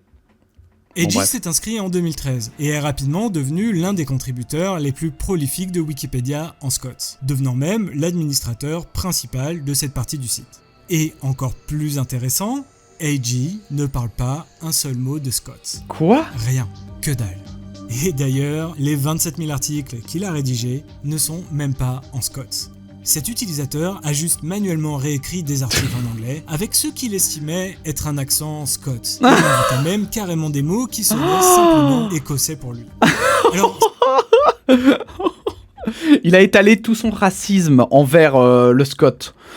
C'est vraiment ça, quoi. C'est peut-être un peu dur de comprendre exactement parce que je pense que personne ici ne parle de Scott, mais c'est un peu comme si quelqu'un avait voulu écrire un article en occitan en se contentant de mélanger du français et de l'espagnol ensemble, mais sans savoir parler espagnol non plus. Et de toute façon, l'occitan n'est pas de base un mélange de français et d'espagnol. Bon, en gros, ces articles n'avaient littéralement aucun sens. Oui, il voulait rien dire en fait. C'est complètement dingue, eh bien, c'est qu'Eiji a fait ça avec 27 000 articles, le tout sans jamais utiliser de programme quelconque. Mais pourquoi faire écrit lui-même Pourquoi pendant 7 ans. Alors, consacrer 7 ans de son existence à rédiger autant de pages, c'est de la folie pure et simple. Et bon, bien sûr, ça n'est pas passé inaperçu. Au fil des années, quelques locuteurs du Scots ont ici et là signalé des erreurs et fait des corrections. Mais au début, les gens pensaient simplement qu'il s'agissait d'erreurs faites de bonne foi. Parce que bon, le Scots est une langue assez compliquée, avec beaucoup de subtilités et de variations. Et puis, bon, les Écossais et Irlandais consultent généralement Wikipédia en anglais, en gaélique, forcément, ou dans d'autres langues certainement plus usitées que le... C'est pour ça que d'ailleurs, il y a des langues qui disparaissent, et si ça vous intéresse plus le sujet des langues, il y a toujours Linguisticae, une chaîne exceptionnelle et pour lesquelles les articles sont bien plus étoffés. Comme vous pouvez vous en douter, comme Wikipédia était la plus forte concentration de textes dans cette langue d'internet, les institutions Scots se sont senties particulièrement insultées. Bah oui. Et comme on est sur internet, des gens ont rapidement trouvé qui était Eiji et ont publié des liens vers ses réseaux sociaux. Eiji a donc été contraint de s'exprimer sur le sujet au travers d'un post. Honnêtement, ça ne me dérange pas si vous annulez toutes mes modifications, supprimez mes articles et me bannissez définitivement du wiki. J'ai déjà découvert que mes contributions ont mis en colère d'innombrables personnes, et croyez-moi, j'en suis vraiment dévasté. Je n'avais que 12 ans quand j'ai commencé, et parfois, quand on commence quelque chose jeune, on ne peut pas voir que l'habitude qu'on a développée est malsaine et inutile en grandissant. Je ne cherche pas à me défendre, je veux simplement qu'on arrête de s'en prendre à moi sur les réseaux sociaux. Aujourd'hui, le wiki en Scots compte 40 449 articles et de nombreuses corrections sont toujours en cours. Bah, en tout cas, voilà, il reconnaît que... Parce que voilà, il disait que c'était de la folie de faire du troll comme ça pendant des années, mais en vrai, s'il a commencé à 12 ans, c'est vraiment compréhensible en fait. Et je veux totalement bien le croire qu'il y a des habitudes que tu peux avoir si tu les commences tôt, quand t'es jeune, qu'après en fait ça devient une habitude que tu fais, et puis en fait tu te rends même plus compte, parce que du coup s'il a fait ça pendant 7 ans, qu'il a commencé à 12 ans, ça veut dire qu'il a fini à 19 ans, t'es encore jeune en fait, donc... Je crois en sa bonne foi, personnellement. Et en plus, vu la baffe qui s'est ramassée en retour, parce qu'en fait, ce qui est évident, c'est que, je le disais en rigolant, mais il y a quand même un côté très raciste derrière, mine de rien, puisque c'est vraiment quelqu'un qui dit « Bon, ouais, vas-y, c'est... » Il y a ce côté, en tout cas, qui peut renvoyer que, oh, bah, comme c'est une langue que, de toute façon, personne ne connaît, je peux l'inventer, quoi. Sauf que c'est une vraie langue. Et ce n'est pas une langue inventée, et elle a une histoire du coup, et forcément elle est parlée par des personnes qui sont liées à cette histoire, et forcément ils vont se sentir insultés si on commence à prétendre que leur langue est en fait n'importe quoi. Donc je comprends totalement les gens qui ont été en colère, comme je comprends aussi bah voilà, juste ce gamin de 12 ans qui s'est dit « Ah mais trop marrant !» voilà, je peux en fait écrire autant d'articles que je veux et tout. Puis si ça se trouve, parce qu'il a dû apprendre plein de choses en réécrivant des articles comme ça. Donc voilà, ça peut être tellement de choses qui ont fait qu'il a fait ce truc bizarre. Mais bon, que voulez-vous ? Moi, je caressais les voitures avec mes mains pleines de sable quand j'étais petit. Et donc je les griffais. Voilà, on fait pas toujours des choses sensées, hein. Pas toujours.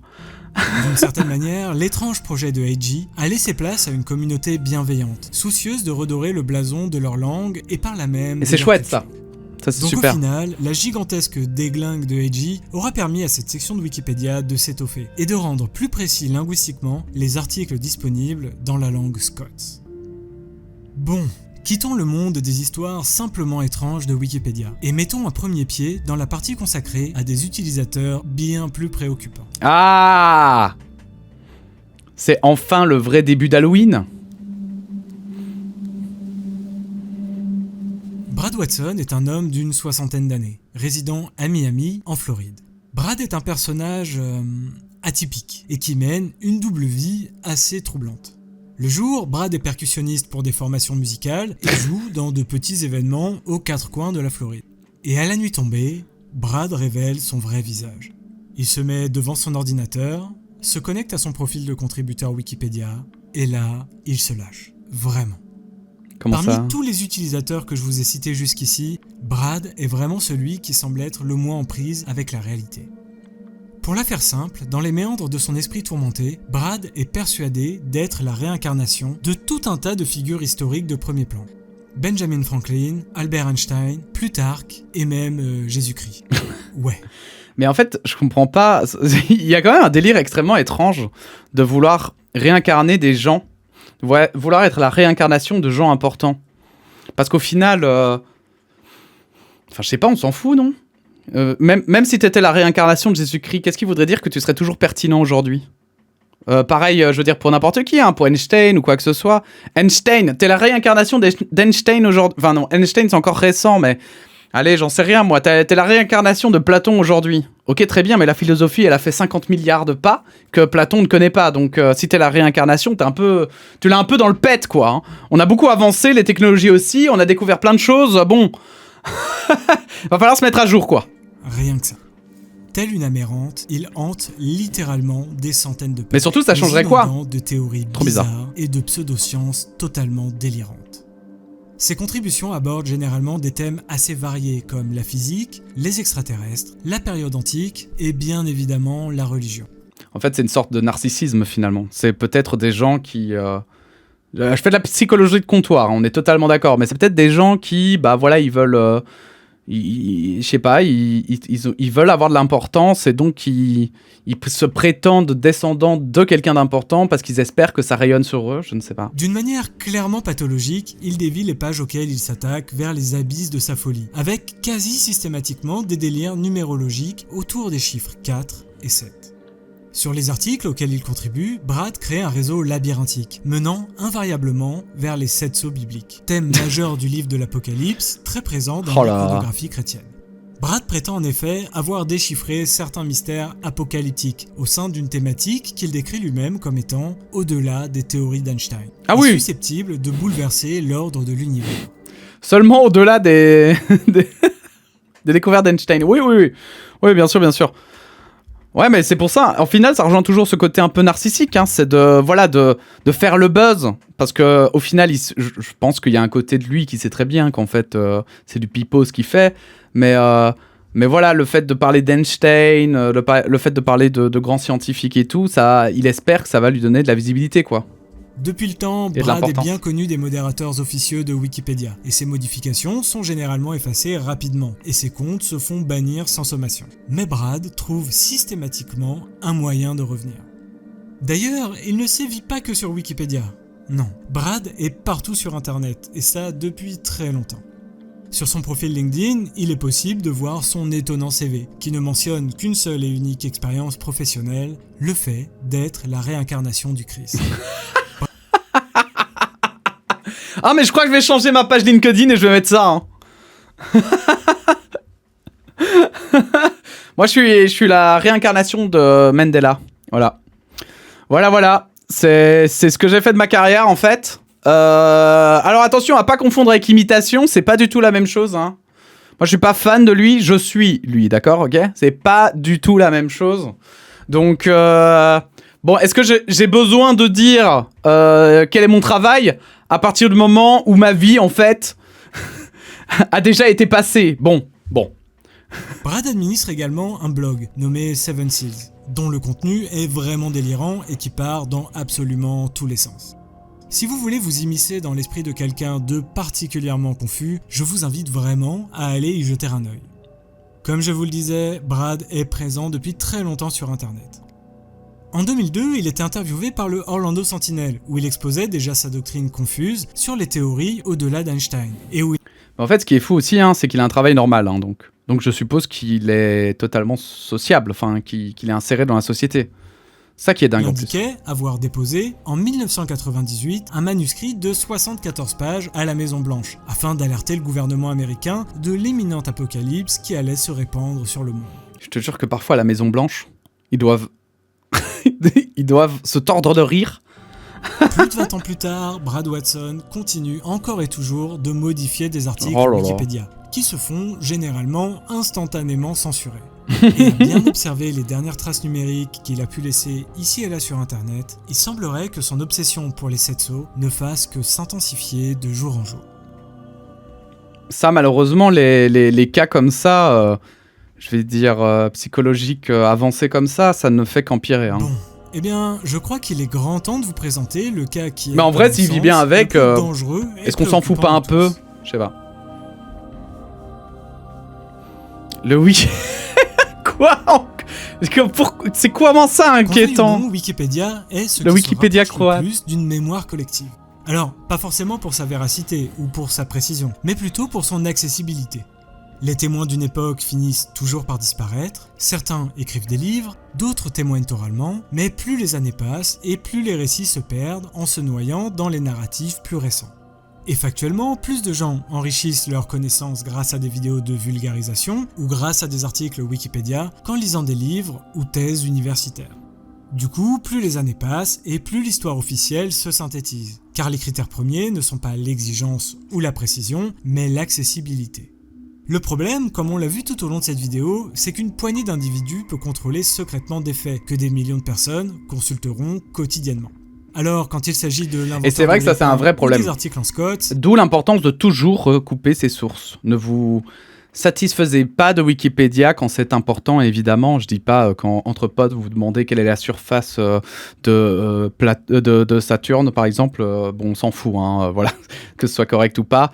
Mais quand il s'agit de vraiment, moi, c'est toujours ce que je dis dans un débat, par exemple, si vous discutez avec des gens et que vous avez des chiffres en tête et qui viennent de Wikipédia, méfiez-vous, précisez-le aux gens avec lesquels vous parlez. C'est de l'honnêteté intellectuelle et c'est pas grave de...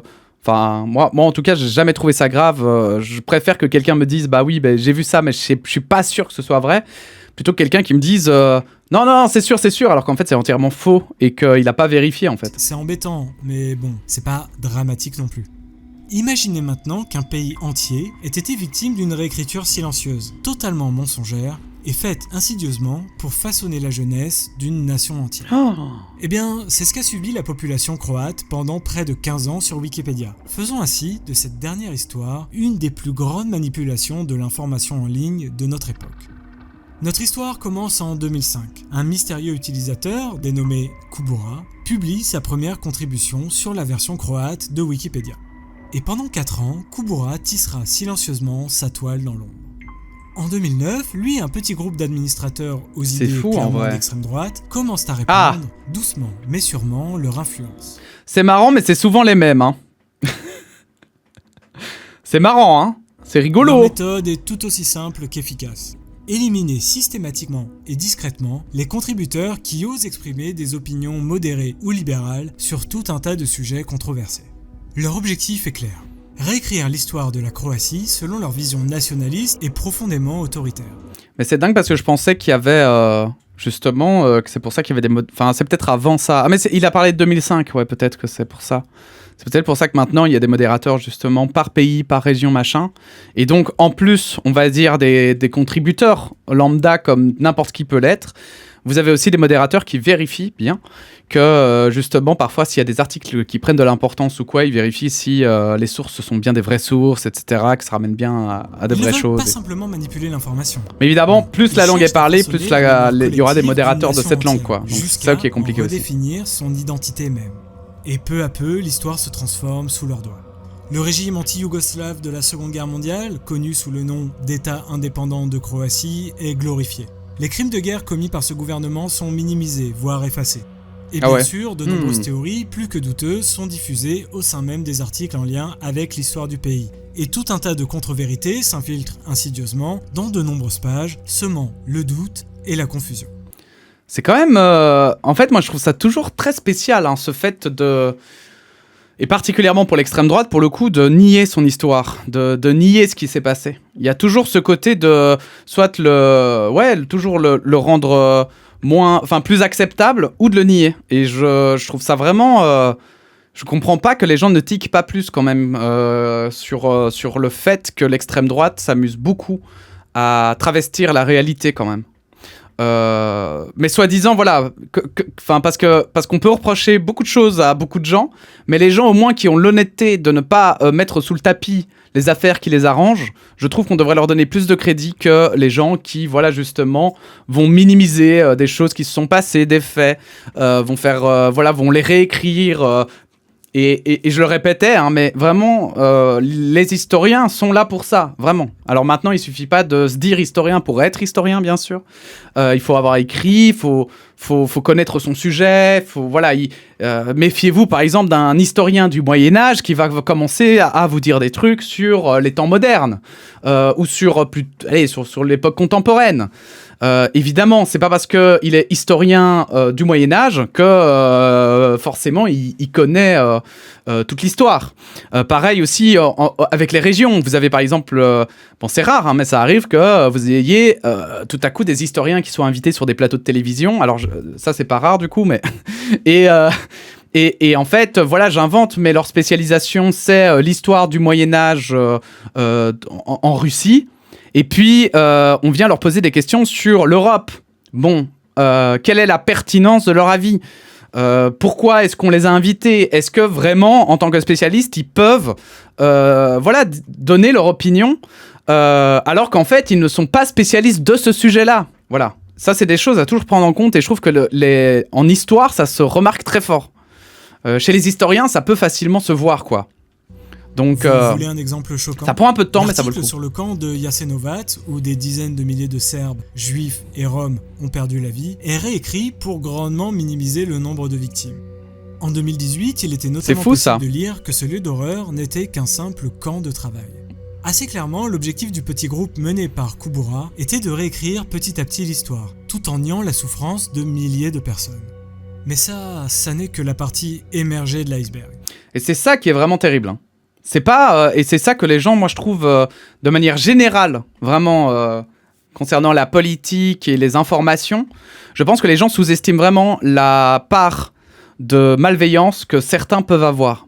Et je pense que les gens ne se rendent pas forcément compte que les personnes les plus malveillantes ne sont pas forcément les personnes qui ont l'air les plus malveillantes. Je pense que justement, c'est vraiment quelque chose, il faut être aux aguets. Et c'est pour ça d'ailleurs qu'on ne se fie jamais, l'habit ne fait pas le moine en fait. Il faut toujours garder ça en tête. Parce que vous pouvez avoir quelqu'un qui se dit, par exemple, de droite et qui en réalité n'est pas du tout de droite et en fait va vous sortir des concepts de gauche. Moi c'est arrivé plein de fois, que ce soit à droite comme à gauche. Des gens qui me disent ah ouais, moi je crois que je suis plutôt ça, et ils me racontent, et en fait pas du tout. C'est juste qu'ils ont une mauvaise perception de ce qu'ils pensent, et donc ils se croient d'un camp ou d'un autre, mais basé sur rien, quoi.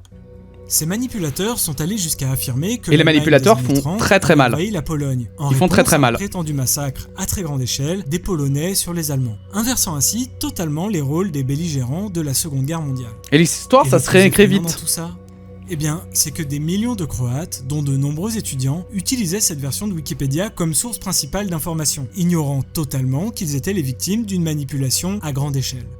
Une étude réalisée par l'université d'Osijek révèle que 54% des étudiants croates consultent régulièrement Wikipédia pour leurs travaux. Et si 54% des étudiants décident de se baser sur ces articles, imaginez le nombre de Croates qui ont pu consulter machinalement ces pages pour simplement se cultiver ou pour se renseigner sur les grandes lignes. C'est fou quand même que ce soit resté aussi longtemps. J'ai trouvé des statistiques selon lesquelles Wikipédia serait le 12e site le plus consulté en Croatie. Pour vous donner une idée de la popularité de ce site dans ce pays des Balkans, Instagram n'est qu'en 15e position. Imaginez maintenant l'impact sur toute une génération. Une génération dont la perception de l'histoire, de l'identité nationale a été subtilement façonnée par des manipulateurs de l'ombre. En 2013, l'affaire éclate au grand jour. Un professeur de l'université de Zagreb, dont je ne me risquerai pas à prononcer le nom, commence à dénoncer publiquement la prise de contrôle de Wikipédia par ce groupuscule d'extrême droite. Le ministre de l'Éducation de l'époque, horrifié, prend quant à lui la parole dans les médias pour mettre en garde la population contre l'utilisation de la version croate. C'est fou que personne se soit rendu compte avant ça, quoi. Nous devons malheureusement avertir les étudiants et les élèves qu'une grande partie du contenu de la version croate de Wikipédia n'est pas seulement douteuse, mais aussi manifestement falsifiée. Et d'ailleurs aussi, sur Wikipédia, si vous voulez un bon conseil pour voir si l'info est vérifiable ou pas, n'hésitez pas à aller voir en différentes langues. Donc si vous maîtrisez aussi l'anglais, en Belgique le néerlandais, ça vaut le coup. Ça vaut le coup d'aller checker dans d'autres langues ce qu'ils disent, parce que parfois vous pouvez recouper les infos comme ça, et voir aussi si l'info est fiable ou pas. Moi je faisais beaucoup ça, à un moment donné j'utilisais pas mal Wikipédia. Je crois que c'était pour la baie d'émission à l'époque. Et en fait, c'est vraiment pas mal pour voir si l'information est quand même plutôt efficace ou pas, quoi. Malheureusement, il est déjà trop tard. Le mal est fait. La toile tissée par Kubura et ses acolytes est trop vaste, trop complexe pour être démantelée facilement.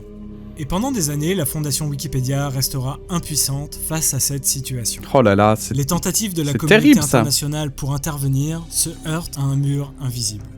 Kubura et son groupe semblent intouchables, protégés par le système même qu'ils ont corrompu. Mais en coulisses, une résistance s'organise. Des contributeurs déterminés commencent à enquêter, à collecter des preuves. Et plus ils fouillent, plus ils découvrent l'ampleur de la manipulation. Oui, parce qu'après, il y a différentes idéologies dans l'extrême droite. Il y a peut-être moyen de remonter via ce qu'ils ont dit dans leurs articles au moins au groupuscule dont ils font partie. Certains articles ont été totalement réécrits. Des milliers de modifications de pages sont considérées comme suspectes. Et pire, de nombreux individus, a priori en dehors du réseau formé par Kubura, commencent à rejoindre leur rang. En 2020, un utilisateur nommé MJ Lemon Snout découvre que Kubura utilise des dizaines de faux comptes pour manipuler le système. Ces comptes fantômes apparaissent soudainement, font une cinquantaine de modifications en 1 ou 2 heures, puis disparaissent dans les ténèbres numériques pendant des mois entiers. Oh là là. Les mois passent, l'enquête s'intensifie et les preuves s'accumulent. Et petit à petit, le réseau de Kubura commence à s'effondrer. L'analyse des adresses IP révèle en effet un élément troublant. 30 comptes suspects postent depuis la même minuscule zone géographique. Les probabilités que cela soit une simple coïncidence ? 1 sur 1 quintillion. Un chiffre si astronomique qu'il défie l'entendement. C'est quand même un bel exemple de résilience. Hein. Ils sont face à un monstre de données, de complexité dont ils ne connaissent pas la teneur, mais qui du coup paraît vraiment gigantesque. Et petit bout par petit bout, au final, ils vont quand même réussir à le faire s'effondrer. Donc c'est quand même motivant. Même si on rappelle évidemment qu'abandonner, parfois, c'est nécessaire aussi. Hein, mais ici, en l'occurrence, et ça payera. Après plus d'une décennie de règne occulte, Kubura est banni à vie de Wikipédia et devient par là même la 7e personne de l'histoire à recevoir un tel bannissement global de Wikipédia, mais également de toutes les autres plateformes affiliées. Mais une fois de plus, le mal est fait. Pendant plus de 10 ans, toute une génération de Croates a été exposée à une version déformée de l'histoire de leur pays. Les conséquences à long terme de cette manipulation sont encore inconnues, et il y a de bonnes raisons de penser que cette colossale vague de désinformation laissera de nombreux stigmates dans l'esprit de nombreux Croates. D'ailleurs, des enquêtes menées auprès de lycéens de ce pays montrent une confusion inquiétante sur des faits historiques pourtant bien établis. Ils sont par exemple de moins en moins certains que l'État indépendant de Croatie de la Seconde Guerre mondiale était un État autoritaire mené à la baguette par les puissances de l'Axe. Oh là là. Et ce qui est terrifiant dans tout ça, c'est de se dire que Kubura et ses acolytes ont réussi à transformer Wikipédia en une puissante arme idéologique. Mais en fait, moi ce que je trouve terrifiant, c'est que ça montre à quel point on est tellement mal formé sur l'esprit critique dans le monde de manière générale. Moi, j'ai une théorie là-dessus qui expliquerait un petit peu en partie ça, notamment le fait que, le fait d'avoir des gens qui savent réfléchir, qui savent avoir des réflexions, qui peuvent logiquement trouver si une information est fiable ou pas, évidemment, ça n'arrange pas tout un tas de personnes, évidemment. Je dis pas que forcément, par exemple, tous les politiciens forcément sont contre l'esprit critique. Au contraire, mais je pense qu'il y en a que ça fait chier, oui, et il y en a qui voudront toujours faire en sorte que les étudiants soient plutôt de bons suiveurs que de bons réfléchisseurs, quoi. Pour le dire bien. Entre vérité et mensonge, dangereusement poreuse dans l'esprit de toute une génération. L'expérience du Wikipédia croate nous montre que même les institutions en ligne les plus respectables peuvent être vulnérables à la récupération par des groupes idéologiques. Faut espérer qu'ils aient retenu ça maintenant et que ce soit mieux sécurisé. Wikipédia serait uniformément résistant aux campagnes de désinformation organisées. Ce qui s'est passé en Croatie pourrait totalement se reproduire sur le Wikipédia francophone. D'ailleurs, c'est peut-être déjà le cas. Je ne suis pas certain d'avoir une réponse à apporter à la question de savoir comment nous pourrions nous protéger contre de telles manipulations de l'information. Alors que moi j'en ai. D'un autre côté, je ne pense pas non plus qu'il serait beaucoup plus sain si une instance unique privée était chargée de désigner des versions officielles et arbitraires. Ah non, clairement pas. Assez clairement, tous ces nouveaux enjeux, nés avec l'encyclopédie collaborative, marquent une transition médiatico-historique qui bouleverse profondément notre relation à la connaissance. Et dans une certaine mesure, la connaissance elle-même. Wikipédia présente des similitudes avec les encyclopédies traditionnelles, mais grâce ou à cause de son mode de fonctionnement décentralisé, on se retrouve avec une sorte de savoir instable. Une sorte de chaos organisé renfermant de très nombreuses contre-vérités et anomalies. Et même si ça peut s'avérer grandement préjudiciable, je pense que Wikipédia illustre à merveille la dualité profonde d'Internet. La mise à disposition de toutes les connaissances, gratuite à n'importe qui dans le monde, mais aussi la possibilité, à qui le veut, d'ouvrir cette boîte de Pandore numérique et de créer ou contempler des histoires merveilleuses ou terrifiantes comme celle que je vous ai présentée ce soir. J'espère que vous avez apprécié cette vidéo. On a apprécié, c'était vraiment cool. Toutes ces histoires et j'espère que j'ai pu vous apprendre quelques petites choses sur ce site qui fait indéniablement partie de notre quotidien et qui ne risque pas d'être remplacé avant un bon moment. Si vous avez apprécié la vidéo, n'hésitez pas à vous...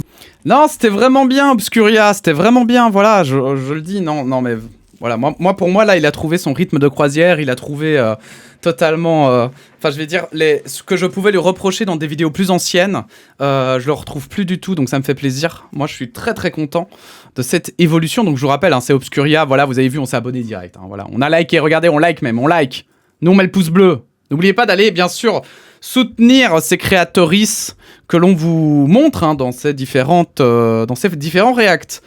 Mais en tout cas, ouais, moi je pense que pour juste terminer sur Wikipédia, moi je pense que la connaissance, en fait, on n'aura jamais un outil fiable à 100% parce que même quand la connaissance n'est jamais stable. C'est-à-dire que en fait, on construit la connaissance, mais parfois on défait certaines briques pour reconstruire dessus parce qu'on se rend compte qu'en fait on est parti dans la mauvaise direction ou on a utilisé les mauvais matériaux. Je continue dans ma métaphore. Hein. Mais en tout cas pour dire, je pense que ouais, le savoir en fait est malléable. Le savoir change beaucoup. Et donc, c'est normal que du coup, il y aura des erreurs. Ce sera jamais à 100%. On n'aura jamais, un site ou quoi que ce soit. Et ce serait, comme il le dit, ce serait inquiétant en fait si c'était le cas. Qui pourra dire, ça c'est vrai et ça c'est faux. Ça, ce sera toujours à nous, et nous seuls, en fait, de nous faire notre propre opinion, voire même, de se baser sur la confiance qu'on a plus ou moins envers tel scientifique par rapport à un autre. Par contre, je pense qu'il est inévitable, quel qu'il soit, pour éviter, pour ne pas se faire piéger par ces faux articles, par ces désinformations volontaires, parce que en réalité, c'est surtout les désinformations volontaires qui sont un vrai problème, puisque là, on parle vraiment de manipulation, du coup, même si les désinformations involontaires aussi ont des impacts conséquents, mais pour moi, les volontaires sont vraiment les pires. Mais du coup, pour les éviter, vraiment le mieux c'est toujours de vérifier et de regarder plusieurs sources différentes. Donc aussi d'avoir, je pense, l'humilité de savoir quand on ne sait pas. C'est-à-dire que moi j'ai aucune connaissance dans la physique nucléaire. Je vais pas commencer à faire semblant que je sais. Je ne vais pas commencer à faire semblant que je sais alors que j'ai lu 2 articles sur le sujet qui ne disaient rien du tout, d'accord ? Si je suis face à un gars, c'est sa passion et tous les jours il lit des trucs sur la physique nucléaire, il suit toute l'actu de la physique nucléaire. Moi, en lisant 2 articles dessus, je suis au niveau 0 par rapport à lui.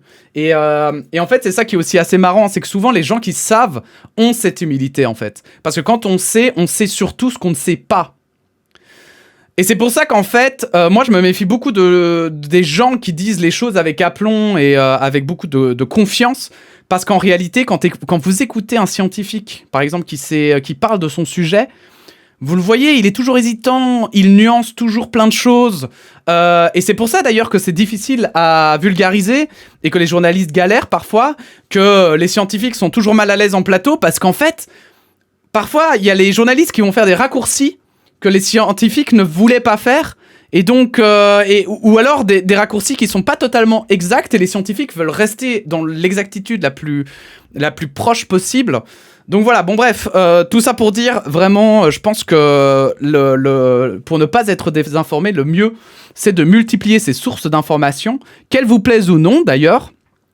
Voilà, si vous êtes de gauche, bah oui, de temps en temps, lisez Le Figaro. Si vous êtes de droite, de temps en temps, lisez comment s'appelle encore Mediapart. Voilà, ça fait du bien parfois aussi de confronter ses opinions, c'est hyper important. Et même quand c'est des choses qui nous plaisent pas, même quand c'est des sources qui nous plaisent pas, etc., on les regarde, on les analyse, et si elles sont fiables, on remet en question nos croyances, d'accord ? Parce que si ça vous fait mal, c'est que ce sont des croyances, ou alors c'est connaissances, hein, évidemment, puisque le but ultime, c'est qu'au final, in fine, on s'en bat les steaks d'avoir raison ou tort. On s'en bat complètement les steaks. L'important, c'est de se rapprocher tous ensemble de la vérité et finalement de la solution qui sera la meilleure pour nous tous et pas juste pour une toute petite partie de la population ou pour son propre fiac. Voilà.